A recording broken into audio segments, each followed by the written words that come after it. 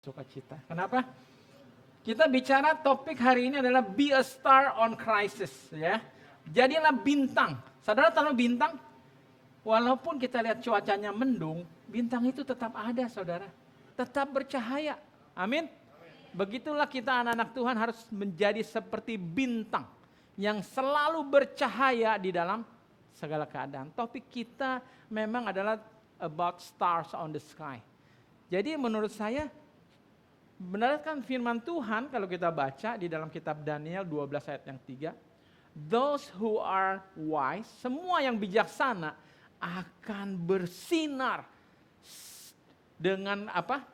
Like the brightness of the heavens, seperti terang benderang surga.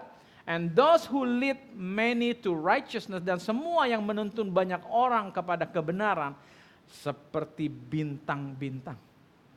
Forever and ever. Puji Tuhan. Jadi Tuhan menghendaki saya dan saudara untuk menjadi bintang-bintang di dalam bumi yang gelap ini. Amin.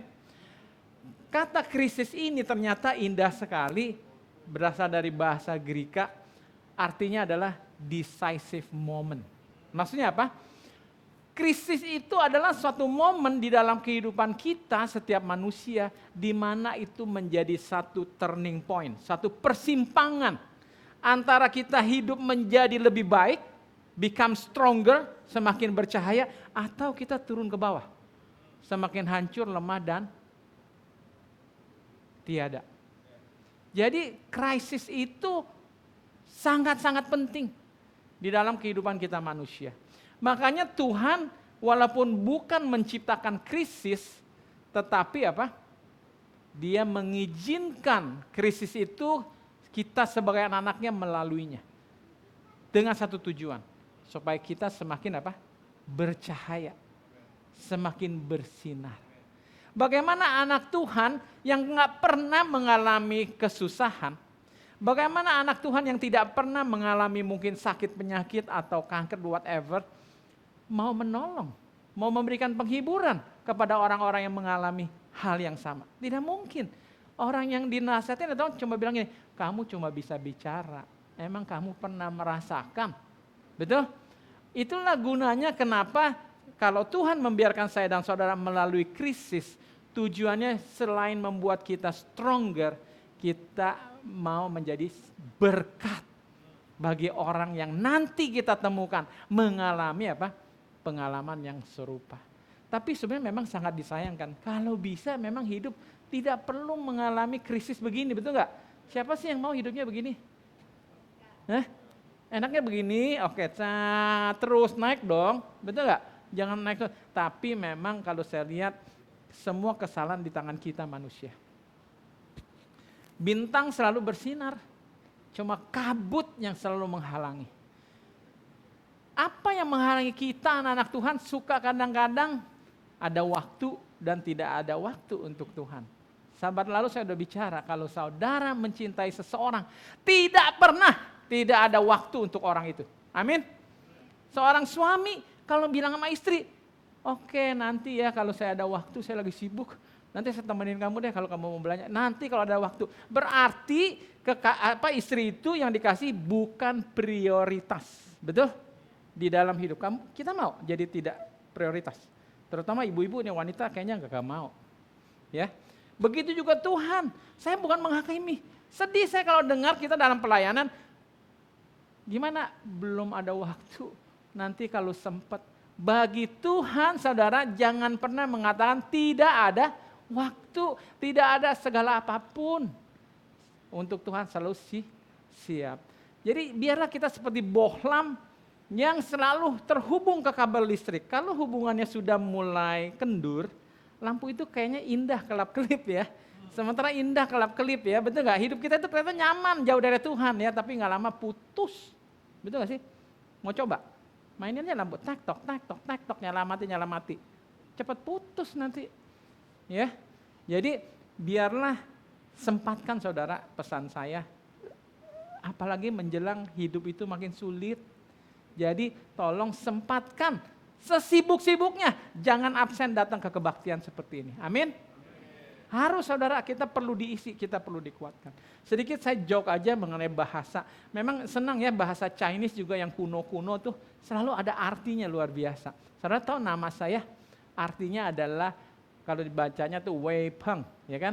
Itu adalah burung di dalam dongeng yang besarnya luar biasa. Burung raksasa betul ya, burung yang megah gitu loh, bayangkan. Dan istri saya namanya Yue Ling. Bulan purnama. Jadi makanya masuk akal kenapa saya yang bisa dapat dia. Karena hanya burung raksasa yang bisa terbang sampai ke bulan. Betul nggak? Betul?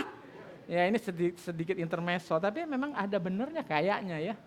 Oke, saya cari-cari tahu gitu. Kenapa dia mau sama saya? Oh rupanya memang nggak ada yang bisa nyampe ke bulan kecuali saya aja. Karena saya kan burung raksasa itu. Ya, jadi be a star on crisis itu yang kita mau apa? Capai di dalam kehidupan ini. Tapi hari ini saya tidak hanya mau bicara kepada individu kita, saya juga mau bicara kepada gereja, kepada One Christ Community juga. Jadi ini firman untuk kita semua di dalam krisis. Jadi ada 3 tipe krisis kalau saya mau coba kelompokkan. Pertama adalah personal atau grup. Jadi krisis ini terjadi dalam pribadi, sendiri, atau di dalam kelompok, mungkin di dalam OCC terjadi krisis, bisa. Di dalam satu gereja bisa terjadi krisis. Di dalam satu kota bisa terjadi krisis, dalam satu grup lah. Ya. Bisa juga terjadi secara lokal. Lokal mungkin di Indonesia. Terjadi hanya di Indonesia saja. Terjadi hanya di Ukraina saja. Ya dah. Tapi ada krisis yang sifatnya global. Terjadi di semua tempat. Dan krisis yang dinubuatkan di dalam firman Tuhan adalah krisis yang mana? Global, saudara. Kalau ini udah tiap hari terjadi. Ini juga terjadi. Global satu kali betul-betul terjadi melanda seluruh dunia. Ya. Untuk itulah kita mau coba bersiap. Jadi kalau personal, semua terjadi dalam ruang lingkup secara pribadi per individu yang biasanya dengan rendah hati kita akui. Oleh sebab apa? Diri kita sendiri. Betul? Ya. Oleh sebab apa? Orang-orang yang dalam hidupnya dan lingkungannya. Bisa jadi karena memilih pergaulan yang tidak benar, akhirnya kena efek domino. Betul nggak? Jadi terbawa. Jadi pilih-pilih juga hati-hati di mana kita tinggal, di mana kita bergaul, ya, di mana kita berkelompok, di mana kita berbakti, itu juga saudara penting. Pikirkan ya. Secara lokal semua terjadi dalam satu daerah tertentu, bisa kampung, kota, bahkan negara. Biasanya disebabkan oleh bencana alam, ya.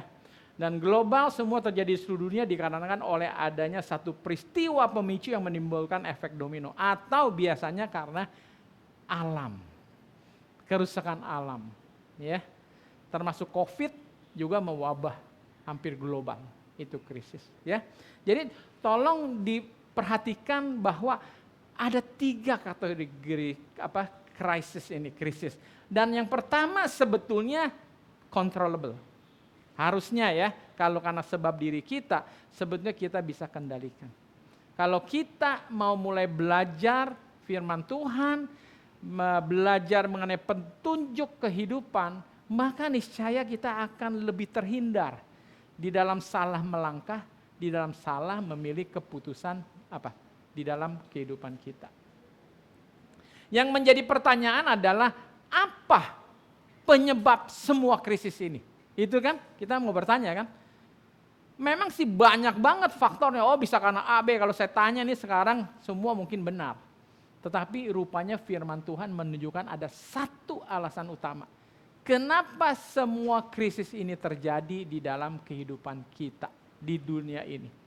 Jawabnya adalah, mau tebak mungkin? Mau ada kuis?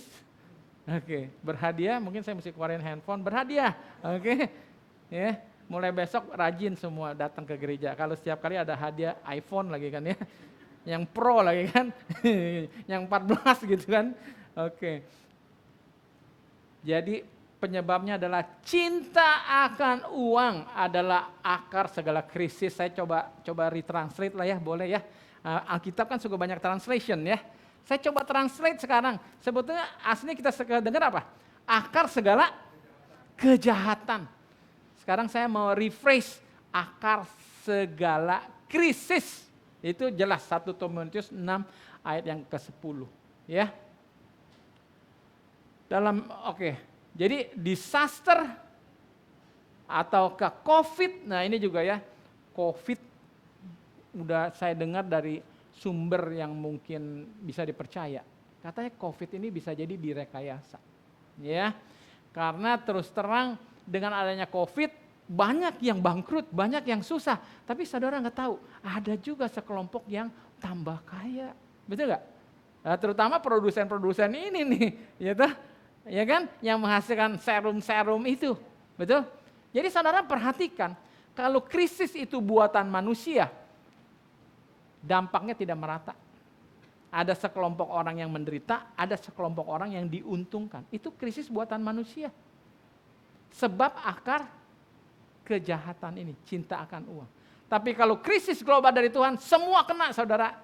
Kalau namanya udah bala di Mesir, jangan bicara, semua kena. Kecuali siapa? Anak-anak Tuhan yang mau setia. Amin. Beda ya, beda ceritanya. Jadi bahkan perang saudara, kalau mau disadari baca di internet, untungnya sekarang zaman modern. Semua berita itu tersebar. Jadi perang yang sekarang berlangsung Rusia Ukraina, itu juga sumbernya kenapa? Cinta akan uang. Kenapa Putin ya, pemimpin Rusia tetap senang berperang? Karena menguntungkan uang bagi negaranya. Lucu ya, perang tuh untung. Ini juga dari sumber yang yang terpercaya dikatakan, baru kemarin mungkin ya, kalau yang tahu 3ABN, itu apakah broadcast network ya, pekabaran 3 malaikat. Salah satu pendetanya, pendeta John ya, yang berkulit hitam. Dia ungkapkan Amerika itu rupanya akar semua kejahatan selama ini. Jual senjata, saudara, cinta akan uang. Jadi itu yang suku teroris namanya Wanabi ya. Bukan serabi ya, itu serabi kue. Ya kan? Wanabi bukan? Iya. Warabi. Wahabi. Oke, terima kasih. Saya kadang-kadang suka meleset-meleset, maklum ya. Oke, tidak ada gading yang tidak retak. Makanya perlu ada istri, ya kan, mensupport. Wahabi. Jadi Wahabi ini kelompok teroris garis keras. Dia itu bisa subur bertumbuh itu karena ada yang mendanai, yaitu dari Amerika ternyata. Supaya kacaulah di berbagai berbelahan bumi, supaya terjadilah perang. Akhirnya apa? Duit mengalir, ya kan, bukan sarangnya ya. Duit, gitu kan. Jadi rupanya luar biasa kalau kita mau sadari, selidiki. Cinta akan uang itu Alkitab jelas benar. Cinta akan uang adalah akar semua permasalahan, semua krisis, semua kejahatan. Ya, jadi apa yang terjadi di bumi ini bukan karena Tuhan. Ini kenapa saya kasih gambar manusia yang rambutnya gondrong. Karena orang suka bilang begini, Tuhan nggak ada. Mana kalau Tuhan ada yang maha kasih, bagaimana dunia mengalami krisis seperti ini? Tuhan tidak ada. Cuma saudara saya tanya, kalau gitu tukang cukur tidak ada dong ya, kalau banyak orang yang rambutnya gondrong. Berarti tukang cukur tidak ada? Enggak, tukang cukur banyak. Ada yang di bawah pohon, ada yang di dalam mall, betul nggak? Tukang cukur banyak. Jadi kenapa itu orang rambutnya panjang? Karena dia nggak mau datang ke tukang cukur. Betul? Kenapa banyak masalah di dalam hidup ini, saya udah ulangi tadi. Karena banyak manusia tidak mau datang dekat kepada Tuhan. Amin. Kenapa anak menjadi menderita? Karena tidak mau dekat sama orang tua. Betul? Tidak mau dengar nasihat orang tua, makanya anak menderita, saudara. Jadi jangan salahkan Tuhan. Semua apa yang terjadi di bumi ini, ujung-ujungnya adalah kembali kepada ulah manusia. Ulah kita ini. Kesalahan yang kita buat, keburukan, kejahatan yang kita buat, dampaknya tidak hanya kepada diri kita, tapi dampaknya juga bisa meluas kepada istri, kepada anak, kepada saudara, kepada orang tua, kepada teman, kepada gereja, kepada bangsa, dan juga kepada dunia, saudara. Efek dari dosa yang kita perbuat itu tidak hanya sejauh diri kita sendiri. Dan jangan pernah lupa, saya mau ingatkan lagi, ini pegangan ayat yang saya selalu ingat, Yakobus 1 ayat 17. Hanya segala yang baik dan sempurna datangnya dari atas, dari Bapa yang di surga. Jadi saudara ingat, apapun seberapa buruk kehidupan yang kita alami, jangan pernah sekali-sekali berpikir itu dari Bapa di surga. Jangan sekali-sekali berpikir itu takdir. Ya, memang Tuhan sudah takdirkan saya menikah dengan suami yang jahat, dipukulin tiap hari, diselingkuhi, udah takdir. Saudara, aduh kasihan banget. Yang kasihan Tuhan banget. Sedih banget Tuhan, kok aku jadi dituduh? Itu fitnah yang lebih kejam, saudara. Betul? Jangan berpikir bahwa itu dari Bapa di surga. Mana ada orang tua, sekarang banyak mungkin. Tapi kalau bicara orang tua yang ideal, mana ada orang tua yang merencanakan dan memberikan kejahatan kepada anaknya? Ada? Nggak ada. Memang zaman sekarang bisa banyak. Orang tua membunuh mungkin buat dapat asuransi. Wah, aduh, akar kejahatan lagi saudara. Betul gak sih? Dia berikan asuransi buat anak terus tega dibunuh supaya dapat klaimnya miliaran jadi kaya. Aduh, pokoknya minta ampun deh dunia ini. Sudah kacau balau saudara. Segala bentuk kejahatan yang tadinya nggak mungkin tak terpikirkan ada. Betul? Semua sumbernya kembali jangan lupa. Cinta akan uang. Termasuk gereja saudara. Gereja yang cinta akan uang. Itu juga akar sumber masalah dan krisis. Amin. Makanya kami di One Christ Community tidak mau pungut persembahan 1 sen pun. Tidak mau pungut perpuluhan, tapi kami mengajarkan tetap harus hidup selalu berbagi. Melalui perpuluhan dan persembahan. Tapi nggak usah kasih melalui kami, OCC, tidak mau. Kasih saja langsung. Tuhan bilang apa? Kepada janda apa yang kamu perbuat, kepada orang-orang miskin kamu perbuat sama seperti kepada aku. Amin.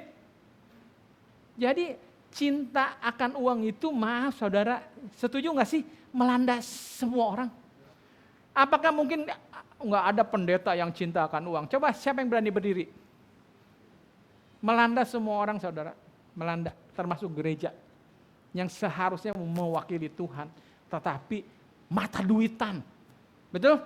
Firman Tuhan yang dibawakan bukan mengajar supaya semakin cinta, supaya semakin apa? Bawa perpuluhan dan persembahan.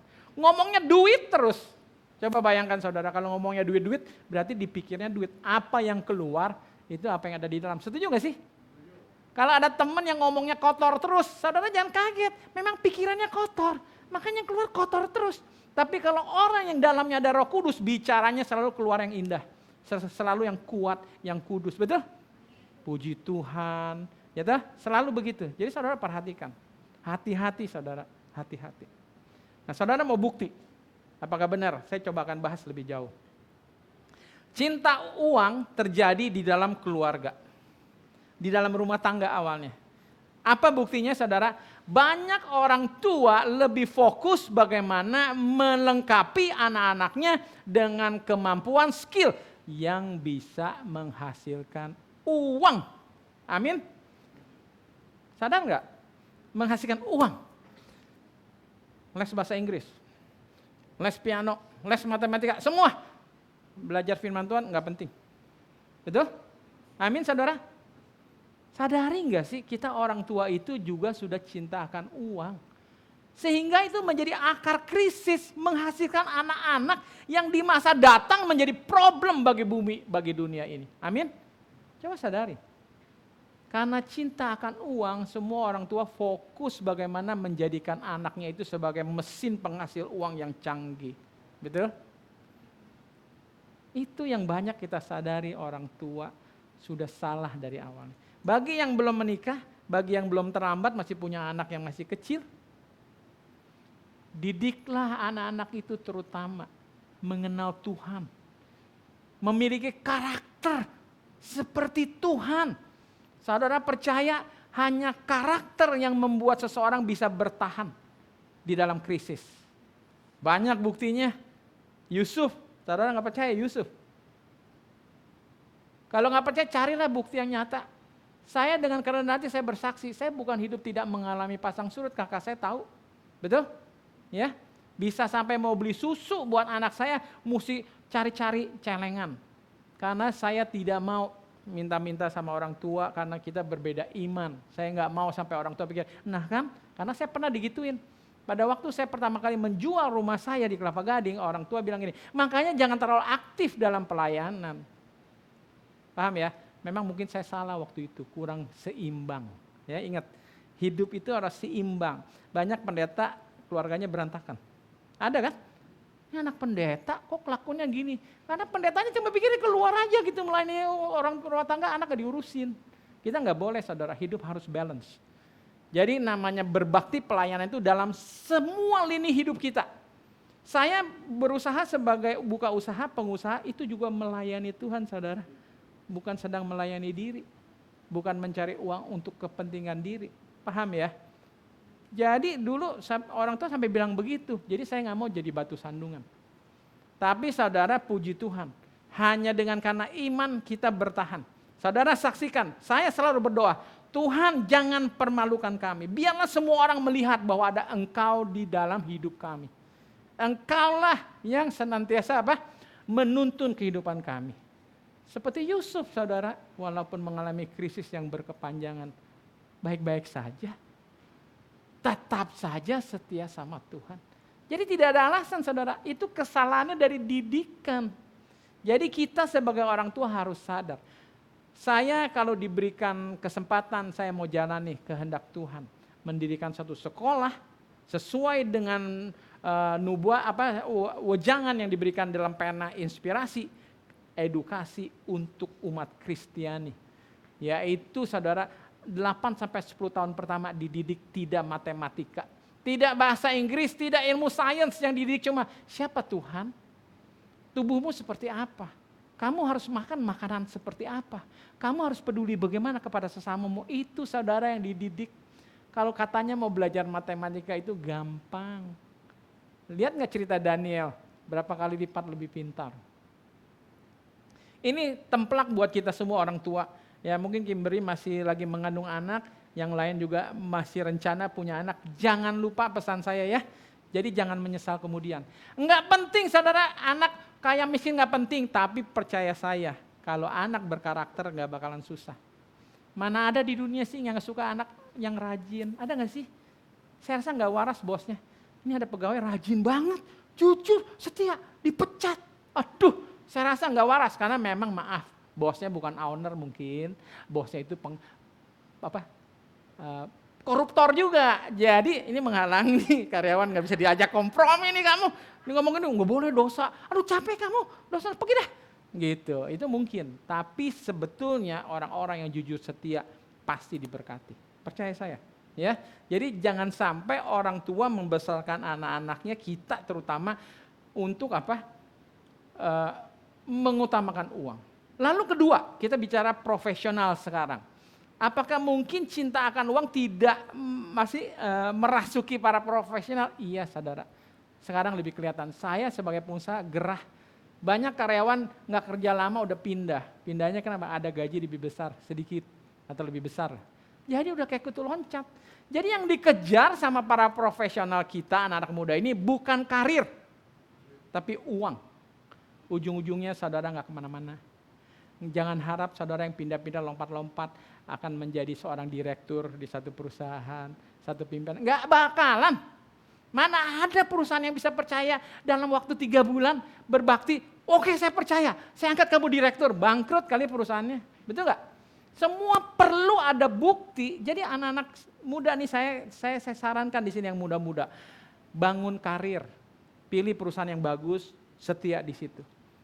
Cepat atau lambat bosnya bisa melirik dan mempercayakan kamu untuk memegang jabatan lebih tinggi. Jadi anak-anak muda jangan cari uang.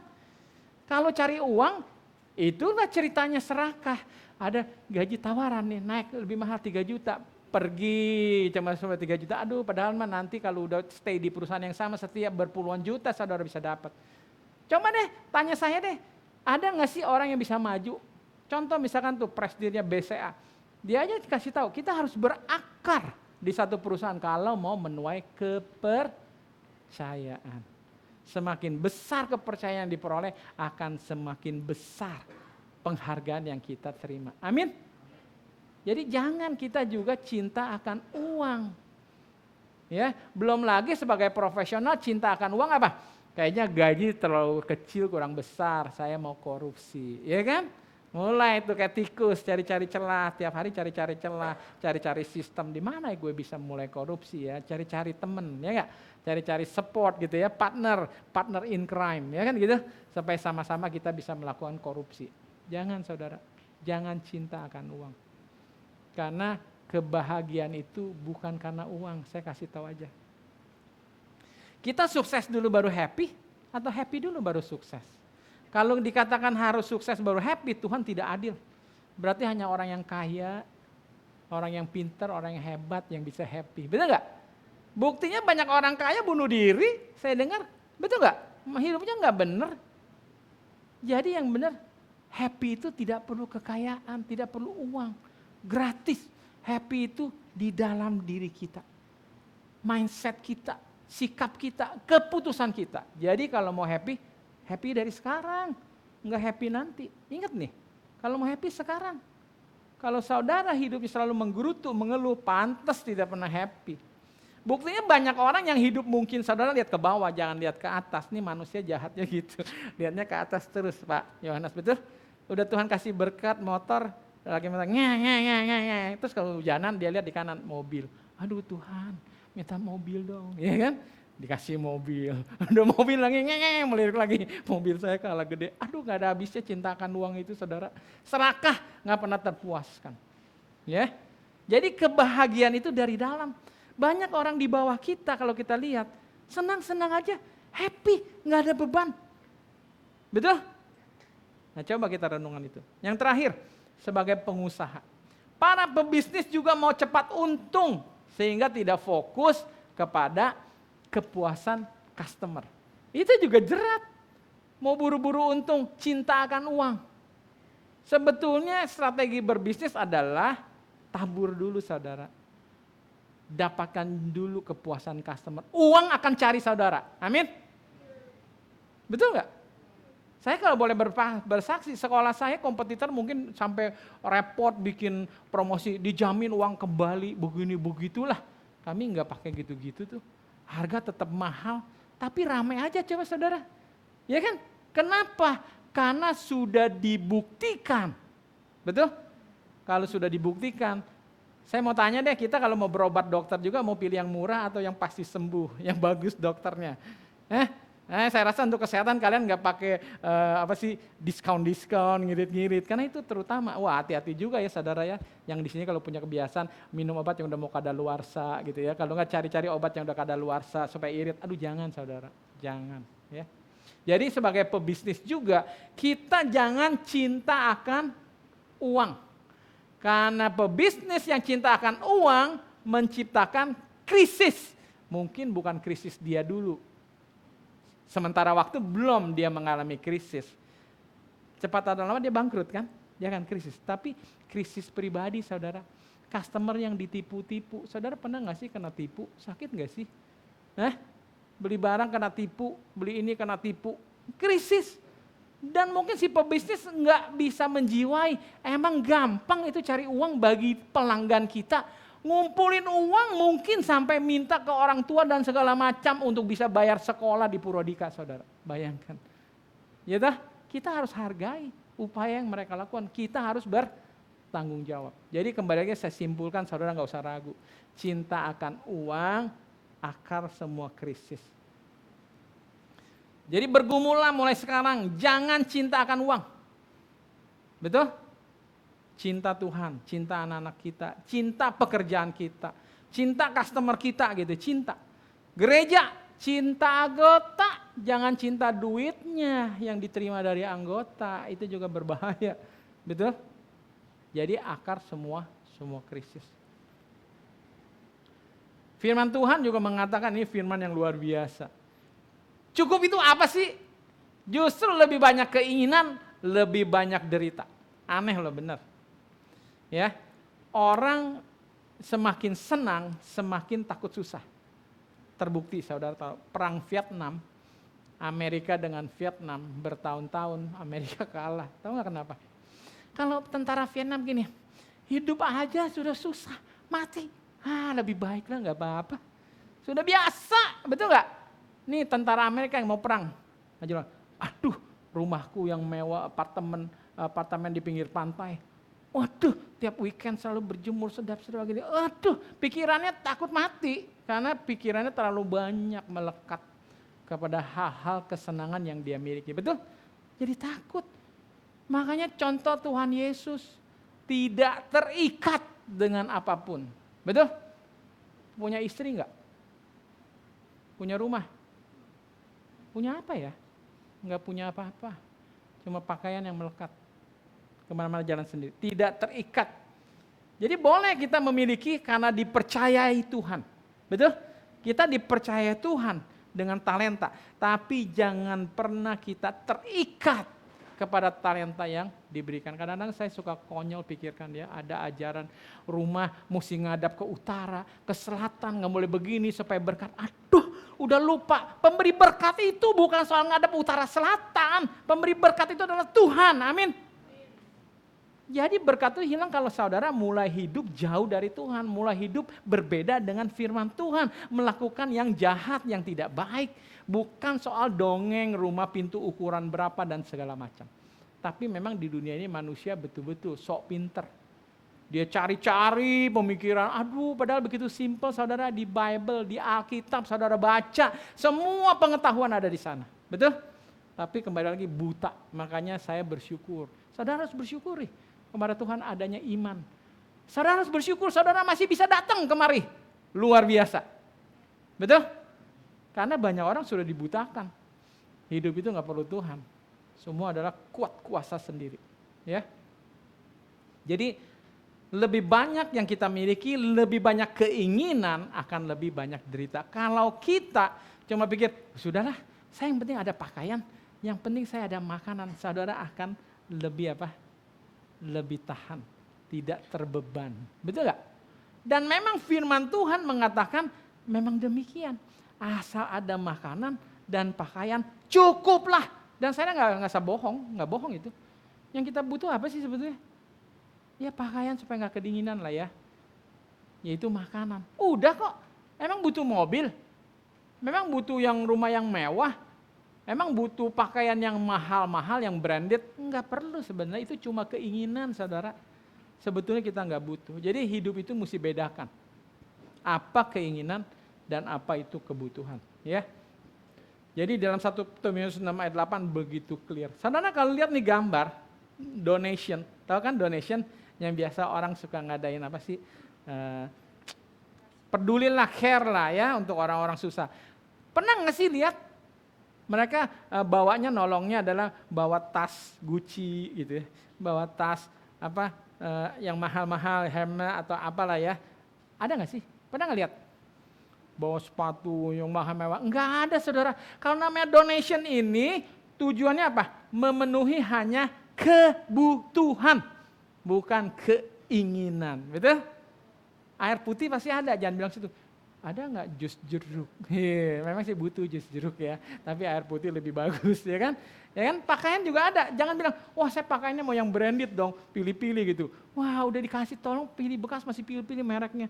Minimal mesti Zara katanya, minimal H&M gitu kan ya.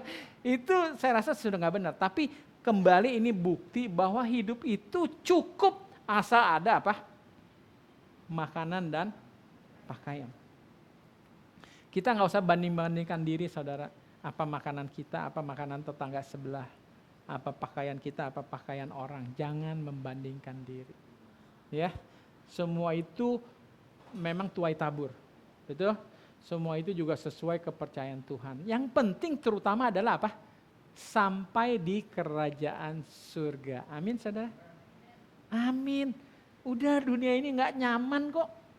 Jangan berharap dari dunia ini. Makanya saya ulangi di kitab Petrus atau di Korintus dikatakan, manusia yang paling malang adalah manusia yang berharap kepada Tuhan untuk hidup di bumi ini. Malang saudara, kalau berharap sama Tuhan bukan untuk hidup di bumi, tapi untuk hidup di dunia baru, di surga. Amin. Itu. Kitab Yeremia 29 ayat 11, Tuhan bilang rancanganku adalah bukan kecelakaan dan segala macam, masa depan yang penuh harapan. Seringkali semua mengkaitkan ayat ini adalah masa depan di bumi ini, betul? Mana ada di bumi masa depan yang penuh harapan? Gak ada, saudara. Sementara saudara kaya, this too shall pass. Saudara sehat, this too shall pass, semua akan berlalu. Begitu datang krisis global, kesukaran, kiamat, habis semua lebur. Gedung-gedung akan hancur, betul? Jadi ngertikan ayat itu maksudnya Tuhan adalah masa depan nanti. Hidup baru yang penuh harapan. Itu yang kita mesti harapkan sebagai anak-anak Tuhan. Oke? Di dalam Roma 8 ayat 28 ayat yang luar biasa dikatakan, and we know that all things work together for good. Ya kan? To apa? Those who love God.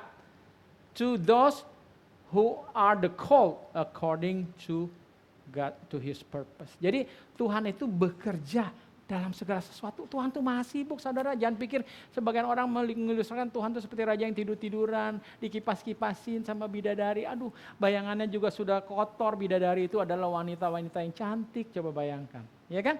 Tuhan itu maha sibuk, saudara. Bekerja untuk melayani kita yang dicintainya. Tidak ada yang dia tidak bisa berikan untuk kita semua. Jadi saudara perlu yakin dan jangan khawatir. Karena Tuhan bekerja senantiasa. Saudara kalau lihat ini adalah kayu salib. Di mana Tuhan saya dan saudara disalibkan. Saudara bisa bayangkan gak sih, kok saya gak habis pikir ya kita manusia. Kenapa masih ragu sih sama Tuhan? Saya mau tanya, belum tentu di antara kita mau mati loh. Rela mati. Betul, firman Tuhan mengatakan, untuk orang baik mungkin orang masih rela mati karena saudara mungkin hutang budi ya. Ya enggak, ditolong sama seseorang yang kaya, saudara rela mati. Zaman dulu banyak banget yang rela mati bagi raja karena dianggap kaisar itu dewa. Ya kan, mungkin salah mindset. Saya sangat sayangkan mereka, tapi saya salut. Saya salut sama mereka yang bisa setia rela mati untuk yang mereka sembah. Tinggal anak-anak Tuhan kelihatannya enggak ada yang begitu. Nggak rela mati, kami rela hidup mewah Tuhan, ya kan?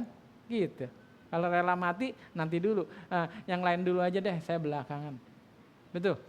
Tapi yang penting saudara bisa lihat Tuhan itu luar biasa, tidak main-main. Saya sudah ulang-ulangi. Tuhan Yesus itu jadi manusia bukan seperti Sun Gokong, menjelma jadi manusia sebentar detik lagi jadi Tuhan. Nah enggak saudara, betul-betul lewat proses secara fisik. Masuk ke dalam kandungan ibu, saudara, jadi seorang bayi dalam kandungan dan lahir ke bumi. Dan tumbuh secara fisik sama seperti kita manusia. Betul? Oleh karena dikatakan walaupun Tuhan Yesus sudah sama seperti kita sebagai manusia, tetapi tidak pernah boleh saya dan saudara menganggapnya sama dengan kita. Amin.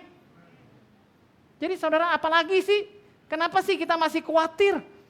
Ya, kalau saya bacakan lagi ayat yang berikut di dalam Roma 8 ayat 31-32. Sebab itu apakah yang akan kita katakan tentang semuanya itu? Jika Allah di pihak kita, siapakah yang akan melawan kita? Saudara harus percaya itu. Kalau Tuhan bersama kita, enggak usah takut saudara. Walaupun dalam lembah kekelaman, Tuhan berikan kekuatan. Amin. Sekalipun harus mati, kita masih bisa puji syukur dan senyum bercahaya. Begitu saudara. Bisa apa kalau kita bersama Tuhan. Dan dikatakan, ia yang tidak menyayangkan anaknya sendiri. Bayangkan, tidak menyayangkan anaknya sendiri, Yesus Kristus. Tetapi yang menyerahkannya bagi kita semua. Bagaimanakah mungkin ia tidak mengaruniakan segala sesuatu kepada kita. Amin. Kalau suami saudara sudah rela mati buat saudari sebagai istrinya, nggak usah ragukan lagi saudari. Betul nggak? Karena nyawa itu sudah pemberian terbesar, betul? Nggak main-main. Jadi diingatkan kita kembali lagi, kenapa kita menganggapnya sepele seperti biasa-biasa. Sebuah berlian, bahkan lebih dari berlian yang mahal. Tapi kita menginjak-injaknya seakan-akan tidak ada harga. Sadarlah saudara. Ya. Jadi tidak perlu sebetulnya ada yang kita takuti. Di dalam Yeremia 17 ayat 7 yang 8, saudara lihat gambar ini. Ini pohon tetap hijau, Walaupun kiri kanannya semua tandus kering. Ya, ini mengibaratkan adalah anak Tuhan yang setia seperti Yusuf. Walaupun semua kena krisis tumbang, tapi dia tetap hijau. Tetap seperti ini, saudara. Ini kalau baca Yeremia 17 ayat 7 dan 8. But blessed is the one who trusts in the Lord, whose confidence atau whose hope is in Him. They will be like a tree planted by the water that send out its roots by the stream. It does not fear when heat comes. Its leaves are always green. It has no worries in a year of drought and never fails to bear fruit. Luar biasa, saudara. Saudara kalau perhatikan kenapa Tuhan melambangkan dengan sebuah pohon. Saudara perhatikan pohon itu tumbuh ke tiga arah. Ke bawah, ke atas, dan ke samping. Betul? Kemana dulu pohon tumbuh? Ke bawah, betul? Kalau pohon tumbuhnya nggak ke bawah dulu, ke atas makin tinggi dan ke samping makin lebat berbuah. Saudara lewat aja, lari pagi lewat, kena angin kan? Pohonnya udah gini, betul nggak? Tiup rame-rame, rubuh. Jadi saudara pohon aja harus berakar. Jadi kenapa Tuhan ilustrasikan bahwa anak Tuhan yang setia seperti pohon, dia itu berakar dalam Tuhan. Amin. Dia akan merambatkan akarnya mencari sumber air kehidupan yang adalah Tuhan, tidak lain. Kalau saudara berharap hanya kepada Tuhan, saudara tidak pernah kering. Amin. Saya nggak bilang pernah kering itu dari segi materi. Tolong ya, jangan matre. Oh jadi saya tetap kaya. Enggak, pengertiannya tetap menjadi berkat dan berbuah. Saudara menjadi orang yang selalu bersuka cita. Selalu orang yang berpengharapan. Itu sudah menjadi teladan, saudara. Menjadi orang yang setia. Betul gak? Yang peduli menolong orang. Kemarin saya sudah katakan, apa pemberian paling berharga dari setiap orang? Waktunya, bukan duitnya. Orang kaya gampang kasih duit. Ya kasih Anda 10 juta, maafkannya. Ya cuma apa sih, setetes keringat 10 juta. Duitnya banyak begitu, betul kan? Tapi coba suruh minta waktunya. Oh sorry nggak sempet. Hanya kepada orang yang dia anggap penting dia kasih baru dia sempet. Ya. Jadi saudara perhatikan janji Tuhan. Dan firman ini saya bersaksi Yeremia 17 ayat 78. Saya jadikan sebagai ayat kesayangan saya. Sejak saya pertama kali kenal istri saya ini, saya dengar omahnya yang selalu senang ngajak kebaktian. Dia bacakan itu ayat. Ayat itu begitu saya dengar langsung melekat. Dan itu saya pelajari dan itu saya hidupkan sampai saat ini. Dan tidak mudah saudara. Saudara perhatikan baik-baik ini ayat. Ada kata who trust. Betul? Dan apa? Whose hope. Jadi ada apa ayat? Percaya dan berharap. Firman Tuhan itu enggak sembarang tulis. Urutannya saya udah pernah ya, enggak apa-apa ini diulangi supaya ingat. Urutannya adalah percaya dulu, baru bisa berharap. Itu betul saudara. Nggak mungkin saudara akan berharap kepada orang yang tidak saudara percaya. Betul nggak? Ada kesusahan uang nih, ekonomi.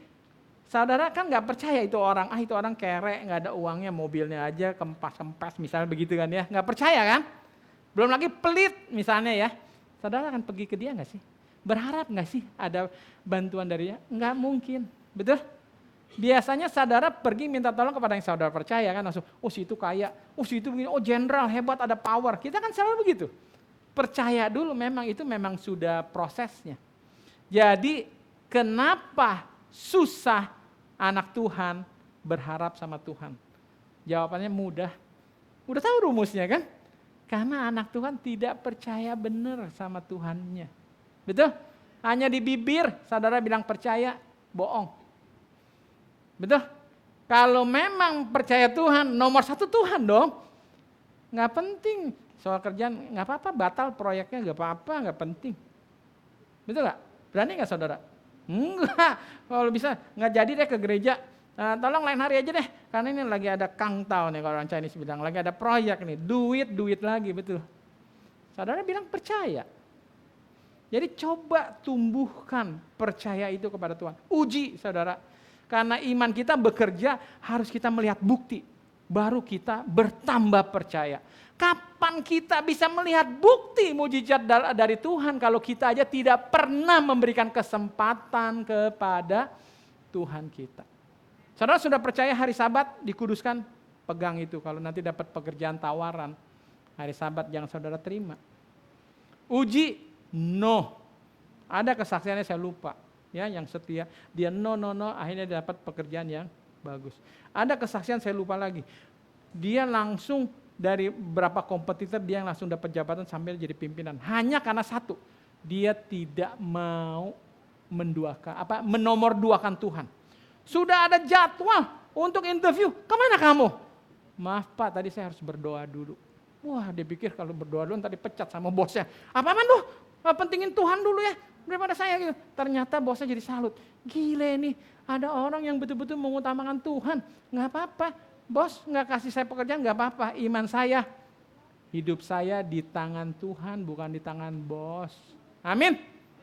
Kalau bos nggak mau terima saya, masih ada bos lain yang mau terima saya. Amin. Apakah ada yang mustahil bagi Tuhan? Saudara ngomong di bibir aja kita selalu. Nothing is impossible for God gitu kan. Tapi begitu ada tantangan sedikit udah mulai goncang. Betul? Coba renungkan ini, nggak mudah saudara. Menghidupkan ayat ini tidak mudah. Bagaimana saya bisa berharap sama Tuhan saja kalau saya tidak belajar untuk mulai percaya? Nggak mudah saudara. Percaya.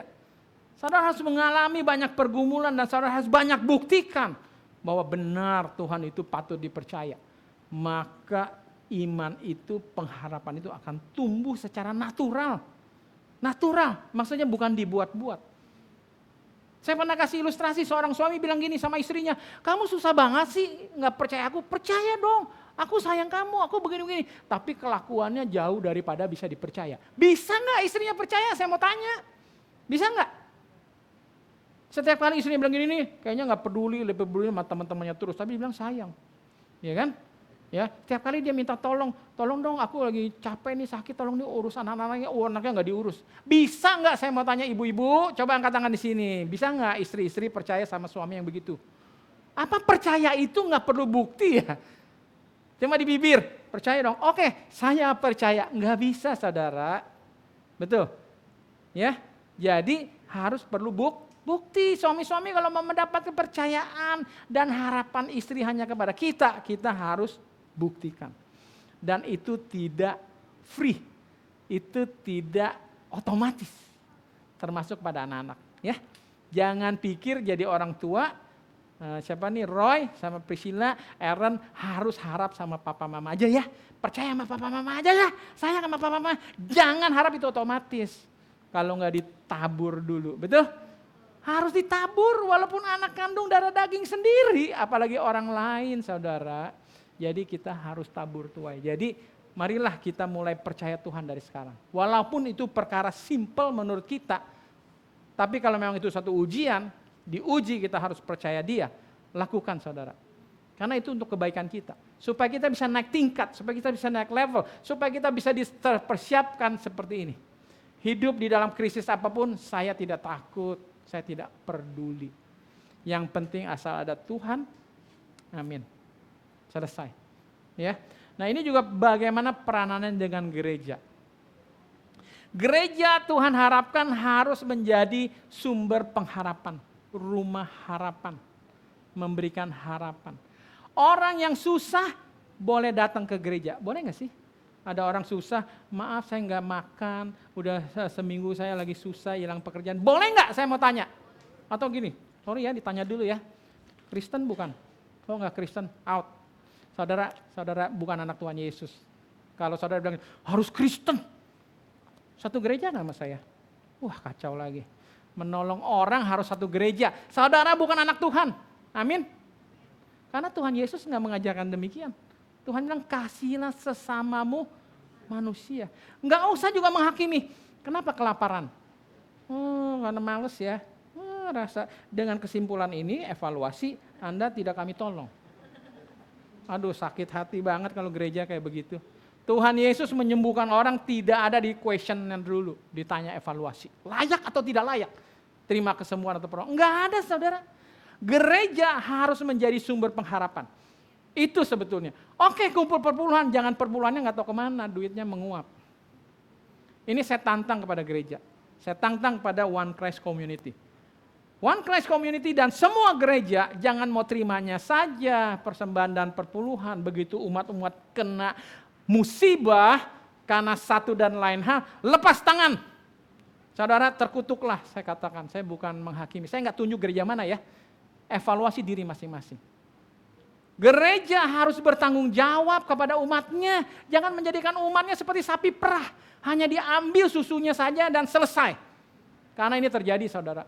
Orang yang kaya setia membawa perpuluhan, begitu dia bangkrut, gereja diam aja. Gereja seperti apa?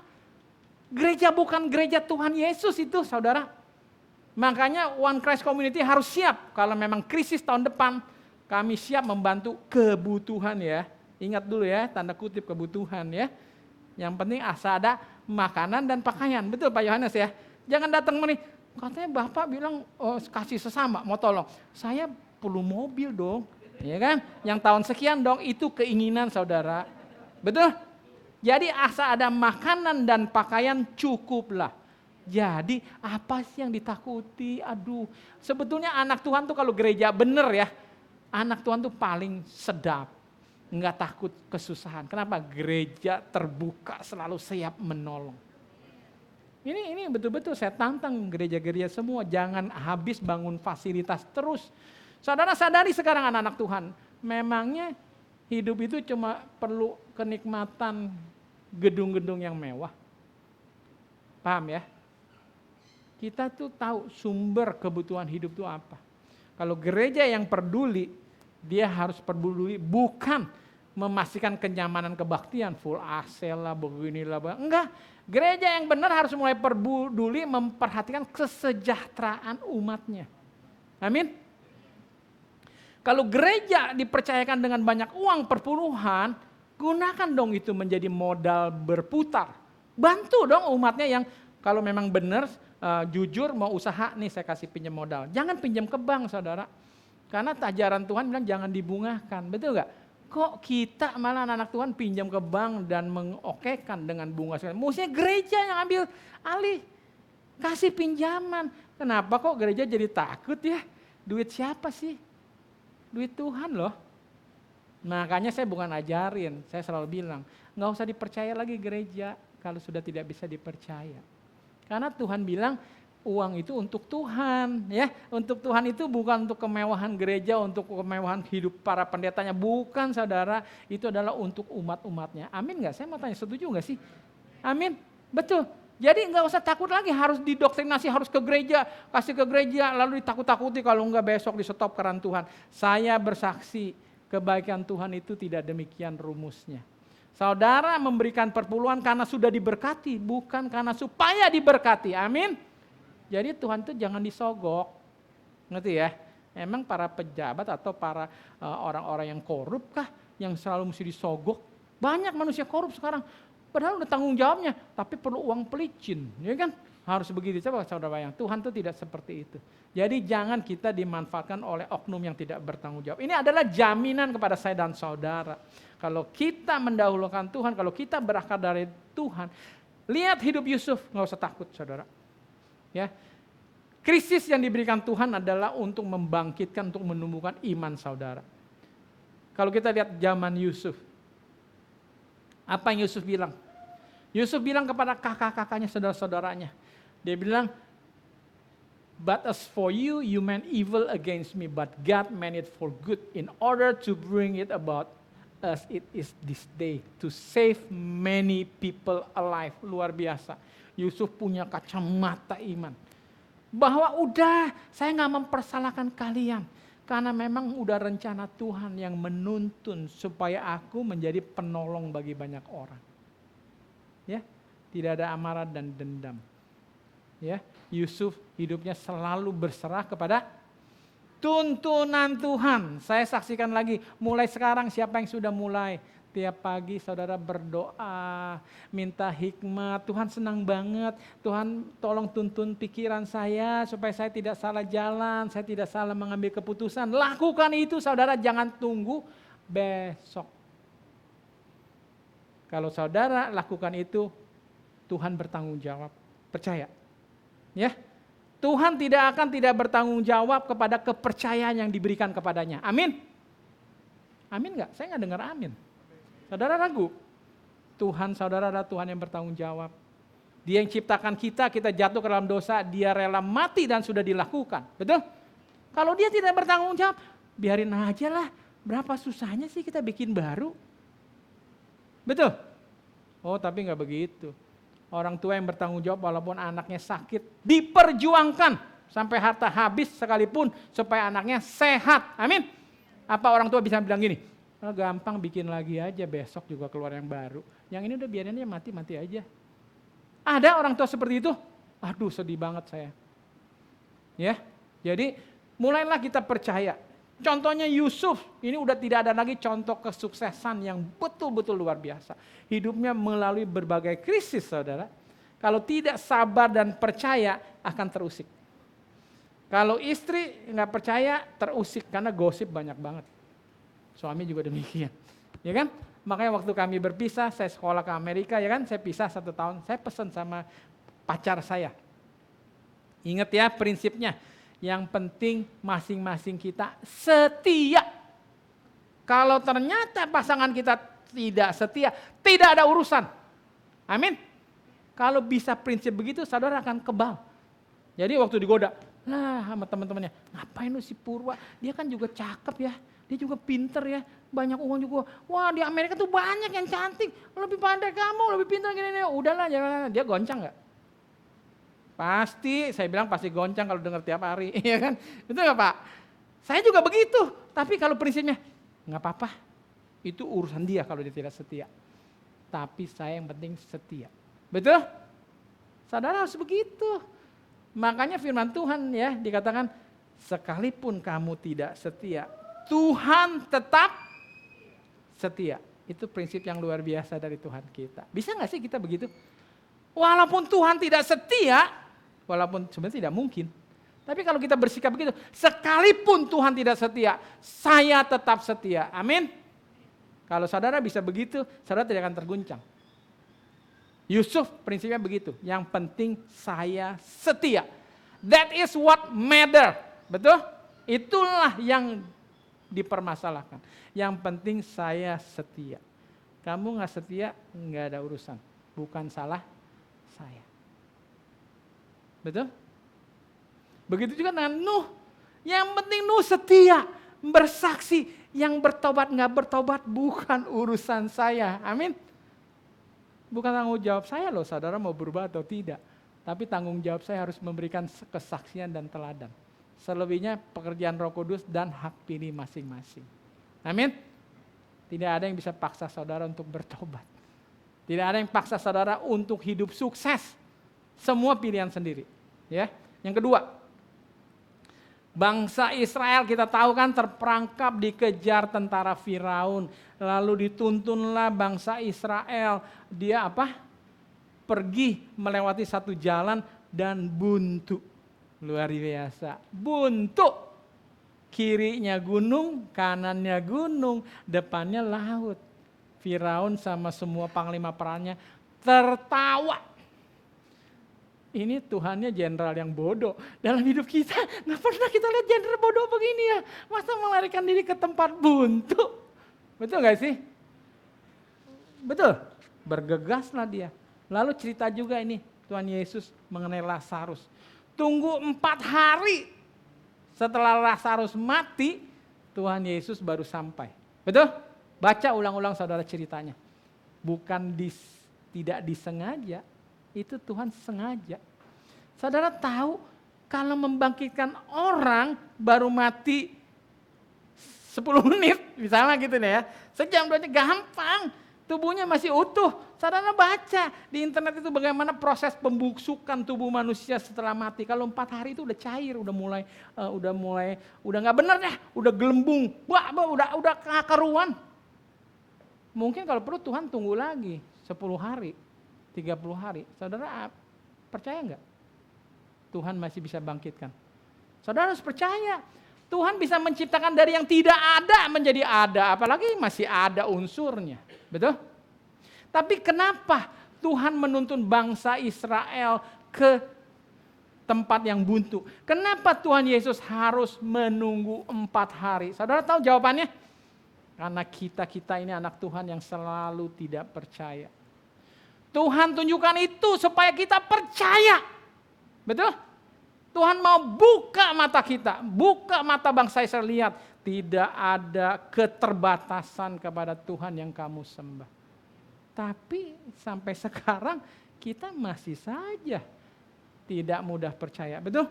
Kalau saya menjadi Tuhan boleh ngomong udah saya bohwat, atau bohwat bahasa Chinese, udah kapok, udah, betul. Makanya nggak aneh kalau Tuhan bilang Tuhan apa? Menyesal, sampai merasa menyesal menciptakan kita semua ini. Saudara, aminkan itu? Jadi bukan Tuhan itu bodoh, Tuhan mau tunjukkan sejauh mana kepercayaanmu kepada saya. Jadi kalau kita menghadapi satu krisis, dan krisis itu cukup lama, tidak langsung, saudara, tujuan Tuhan adalah apa? Supaya saudara percaya. Tidak ada kata terlambat bagi Tuhan, amin. Tidak ada kata terlambat. Tenang aja saudara sama Tuhan. Kalau mati pun, kayak tadi, misalnya kita krisis kelaparan, anak kita keburu mati. Enggak ada kata terlambat, Tuhan tolong. Betul? Lazarus masih bisa dibangkitkan. Tapi kalaupun tidak dibangkitkan dengan iman, saudara percaya, yang penting akan dibangkitkan pada waktu Tuhan Yesus datang yang kedua kali. Amin. Amin. Coba mulailah hidupkan seperti Rasul Paulus, hidup bagiku adalah Yesus Kristus dan kematian adalah untungku. Jangan anak Tuhan takut mati. Jangan anak Tuhan takut susah. Paham ya? Yang penting kalau ada bersama Tuhan, hidup itu sedap. Amin. Bersukacita senantiasa. Nah ini saya kesaksian terakhir. Ya. What did God tell me to do in 2023? Ini saya mau kesaksian. Saudara, di mana-mana orang berita bilang krisis tahun 2023. Betul? Stop spending. Stop expanding kalau namanya perusahaan. Tapi berbeda saudara. Tuhan memberikan hikmat saya yang berbeda. Kita Purwadika pernah buka cabang sampai di Bandung, di Bekasi, di Surabaya, sempat pernah sebentar. Tapi kurang menguntungkan. Kurang, ya oke lah jalan tapi kurang menguntungkan. Jadi saya pikir rupanya sudah zaman teknologi kan, internet. Pada waktu krisis pandemik saudara, mungkin orang bergelimpangan, kita Purwadika itu bisa ratusan persen meningkat pertumbuhan saudara. Orang boleh PHK, kami tidak pernah PHK, sampai detik ini nambah terus karyawan. Tapi bukan hantam kromo, betul ya saudara? Jadi kenapa saya berpikir, wah kan ini udah dunia internet. Dan memang terbukti, kita buka training bukan hanya yang on campus. Karena waktu pandemik ini ruangan kosong saudara. Ini ruangan kosong. Karena pandemik. Tapi kan berjalan aja namanya kos, betul? Jadi kami akhirnya meluncurkan program yang namanya video learning. Jadi hybrid, belajarnya nonton video dan lewat Zoom. Ya kan? Sekarang kan suka kebaktian lewat Zoom. Sekarang mungkin masih ada yang ikut Zoom ya. Tapi tolong jangan terbiasa ya. Tolong datang kemari, marilah bersosialisasi dengan kita. Betul nggak ya? Jangan takut kena virus gitu kan ya. Nah, jadi dan booming memang itu satu solusi. Dan saya berpikir bahwa ngapain saya harus buka cabang kemana-mana capek-capekin aja, betul nggak? Ya kan, dan lebih resiko. Udah lewat online aja. Memang sekarang ini murid kita sampai jauh dari Finlandia, saudara. Murid-murid kita itu sudah dari luar mancanegara. Kita sudah sempat buka online, murid dari Hong Kong, Singapura, Vietnam, Nigeria, ya kan, Afrika, Dubai. Coba saudara bayangkan. Tapi ternyata saya baca Harvard Business Review. Jadi tahu University Harvard nggak? Harvard, tahu kan? Ya kan? Itu yang business school, ada MIT yang teknologinya, itu kan terkenal. Nah, mereka tulis review, dan saya juga setuju, ternyata begini hasil analisa. Tadinya kita pikir semua toko retail akan tutup. Semua mall akan tutup, toko semua tutup dengan adanya jualan bisnis online, seperti Tokopedia, seperti Shopee. Ternyata enggak juga. Kalau memang untuk kebutuhan, memang toko-toko yang offline akan tutup. Tapi kalau menjual untuk keinginan, nggak pernah ibu-ibu mau beli tas branded yang ratusan juta mau online. Betul nggak sih? Siapa yang mau belanja barang yang mewah mahal itu mau online? Nyobain aja nggak jelas bagus atau enggaknya. Nggak mungkin. Jadi toko-toko yang namanya brick and mortar itu tetap akan ada. Dan yang kedua, pendidikan. Ternyata nomor satu orang maunya temu muka daripada lewat online. Sebetulnya kebaktian juga aneh. Mungkin kita yang malas aja senang di rumah gitu ya pakai piyama atau gimana. Sebetulnya enaknya berbakti kemari, betul nggak? Enak nggak sih lihat saya? Ya kan lebih ganteng langsung kan daripada lewat kamera, betul nggak? Udah distorsi, betul. Tapi ya nggak tahu orang ya kan. Tapi kita pendidikan lebih senang ketemu muka sama guru, berkumpul sama teman-teman, sekalian networking, bisa diskusi. Jadi rupanya walaupun teknologi, sampai kapanpun namanya pendidikan tetap maunya apa? Face to face. Paham ya? Lalu hikmat Tuhan nih, saudara harus percaya. Ini betul-betul hikmat dari Tuhan. Kami belum lama meeting bersama tim kita dari perusahaan ke puncak gitu ya. Dari semua agenda meeting nggak ada yang menggembirakan selain ide ini. Yang terakhir. Ya, yang lebih penting tahu saudara, Tuhan memberikan hikmat kepada saya meniru bisnis modelnya pesawat. Pesawat terbang. Saudara tahu pesawat terbang? Kita sama-sama terbang lewat naik kapal Garuda. Ke satu tujuan. Kualitas sama. Penerbangannya sama kan? Semuanya kualitas sama. Tetapi fasilitas berbeda. Betul nggak? Ada yang first class, ada yang business class, ada yang economic class. Betul? Kualitas sama, beda fasilitas. Dan tidak pernah ada, itu orang nggak tahu diri, yang di kelas ekonomi komplain sama yang business class. Kok makanannya beda? Kok kursinya lebih lebar? Saudara nggak tahu diri. Betul nggak? Namanya udah harganya beda, fasilitas berbeda. Ini ide yang Tuhan terapkan bahwa akhirnya saya memutuskan tahun ini serahkan kehendak Tuhan, kita buka 6 cabang. Coba bayangkan, dalam krisis kita buka. Saya mau rencana buka di Bali, buka di Bandung lagi, buka di Surabaya, buka di Jogja, buka di Makassar, dan Medan. Coba saudara pikirkan. Kenapa dulu kurang berhasil? Karena saya maunya first class. Semua harus bayar biaya first class. Berapa banyak di luar Jakarta yang sanggup bayar first class? Saya mau tanya. Baru-baru ini ada pelawak terkenal juga. Siapa namanya? Ya udah saya nggak usah sebutkan deh. Dia bikin di Twitter, dia bilang, ampun katanya, aku mesti bayarin uang sekolah adikku di Purwadika, biayanya seperti biaya kuliah, katanya gitu kan, 1 tahun misalnya kayak gitu. Akhirnya udahlah kita hubungi dia, kita kasih gratis buat adiknya, dia senang ya kan, jadi mau bekerja sama kita. Tapi intinya, kalau dipaksakan harga premium nggak semua sanggup. Akhirnya, wah bener juga, betul nggak? Jadi saya akan buka kalau di Jogja, harga Jogja. Tapi fasilitas Jogja ya. Jangan orang Jogja banding-bandingin sama Jakarta gitu kan ya. Paham ya? Dan itu sangat bijaksana. Dan saudara tahu, kalau disamakan dengan strategi orang yang suka investasi di pasar modal. Saudara kalau tahu ada istilah yang namanya hedging.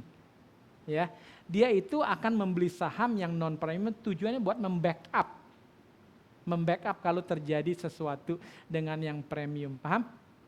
Sebetulnya strategi ini selain bagus yaitu memeratakan kesempatan pendidikan berkualitas bagi semua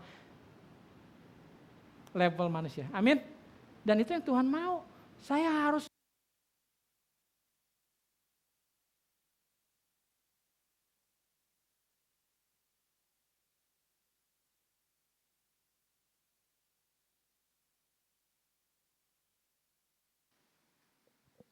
cek. Oke. Saya harus menjadi berkat bagi banyak orang. Amin. Jadi jangan hanya sekelompok orang yang kaya aja yang bisa sekolah. Betul? Jadi itu strategi pertama udah luar biasa. Memeratakan kesempatan pendidikan kepada semua orang. Karena terus terang saya selalu ulang-ulangi, saya katakan di Purwadika dan dimanapun. Saya nggak mau Purwadika dikenal sebagai sekolah. Tetapi Purwadika adalah a life changer. Tahu saudara, a life changer, pengubah kehidupan. Saya bertanggung jawab merubah kehidupan dari tidak baik menjadi lebih baik bagi alumni kami. Saudara bayangkan itu. Jadi kesempatan harus merata. Semua orang mesti boleh berhak memiliki kehidupan yang lebih baik. Jadi dari satu pertama sudah bagus. Ya, bahwa kita memeratakan. Kedua, itu juga bagus strategi sebagai backup menghadapi krisis, saudara.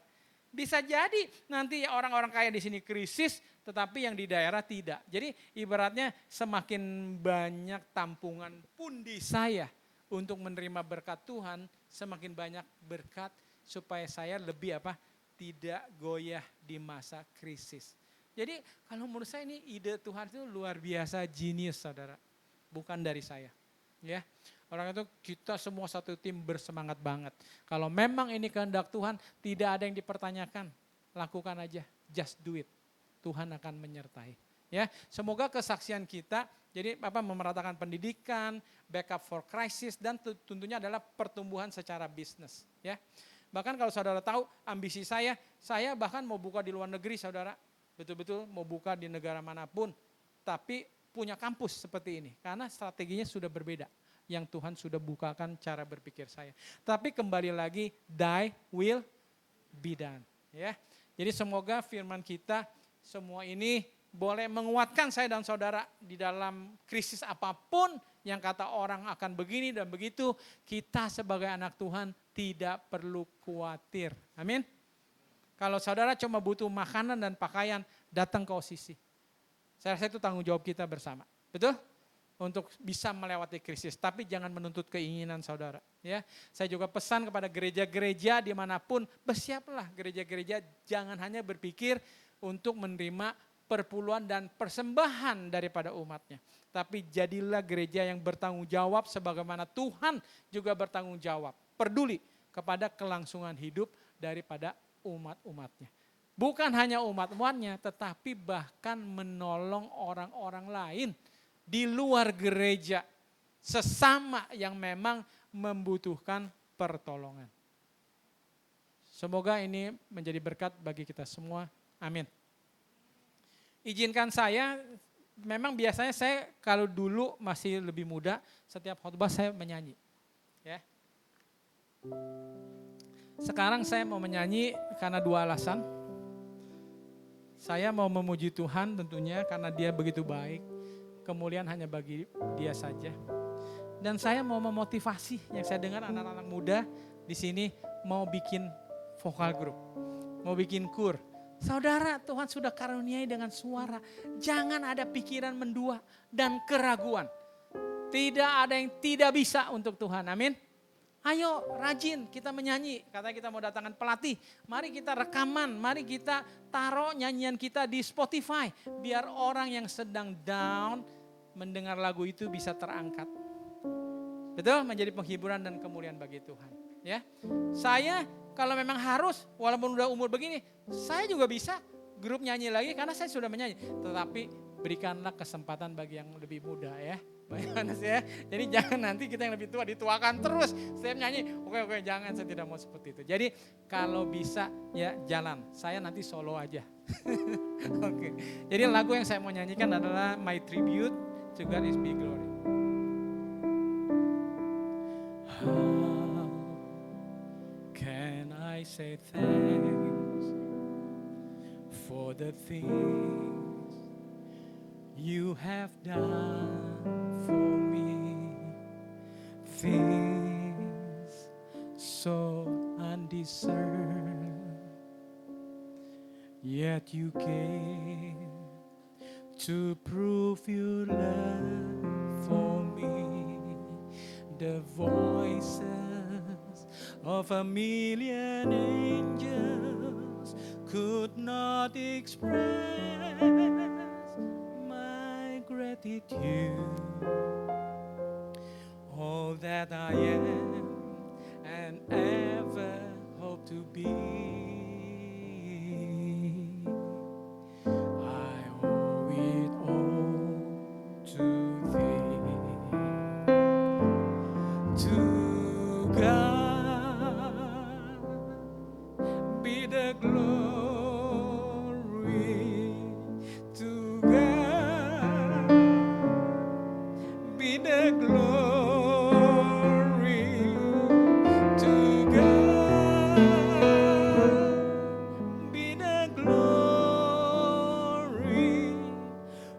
the things He has done with His blood. He has saved me with His power. He has raised me to God be the glory for the thing He has done. Just let me live my life. Let it be pleasing, Lord, to Thee.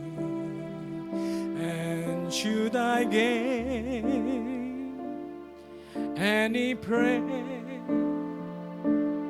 let it go to Calvary.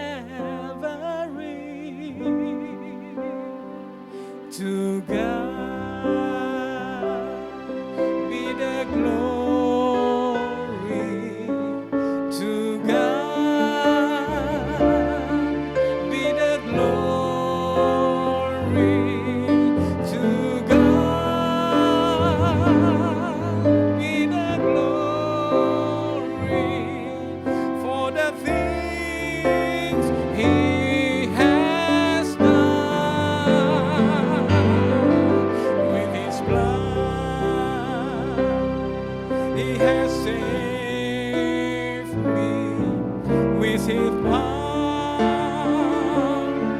He has raised me to God be the glory for the things He has done. For the things He has done.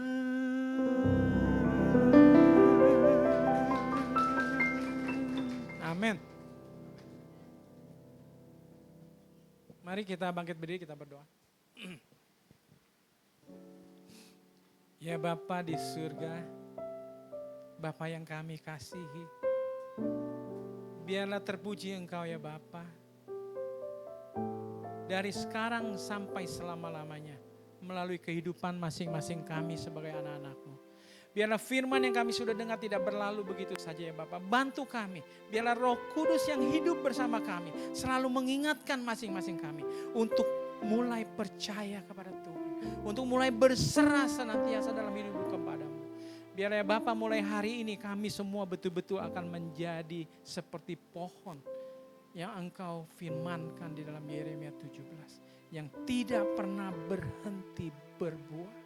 Dan biarlah semua mata di sekitar kami melihat karena ada Engkau hidup di dalam masing-masing kami. Maka kami senantiasa menjadi pancaran kasih-Mu dimanapun kami berada. Bapa, terima kasih.